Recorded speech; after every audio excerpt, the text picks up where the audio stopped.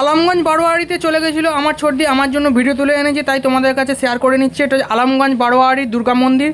এখানে হচ্ছে রথযাত্রা উপলক্ষে, রথযাত্রা মানে জগন্নাথ মহাপ্রভুর মানে হচ্ছে পুজো করা হয়, ওর ভোগ বিতরণ করা হয়।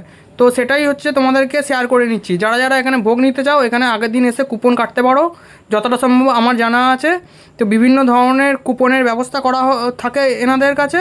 তো এটা আমাদের বর্ধমানের একটা ঐতিহ্য হয়ে উঠেছে এখন। তো আলমগঞ্জ বারোয়ারি দুর্গা মন্দিরের এখানে প্রসাদ বিতরণ করা হয়। মন্দিরটা দেখে তোমাদের কীরকম লাগছে অবশ্যই কমেন্ট করে জানাতে ভুলবে না।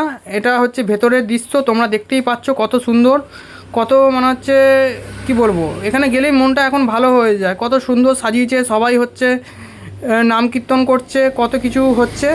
তো তোমরা যারা বর্ধমানে থাকো, কারা কারা এই আলমগঞ্জ বারোয়ারি দুর্গা মন্দিরে গেছো কমেন্ট করে জানাতে অবশ্যই ভুলবে না। জয় জগন্নাথ। এখানে এখন তোমাদের হচ্ছে জগন্নাথ মহাপ্রভুর পুজো চলছিল, তখন ভিডিও তুলে এনেছে।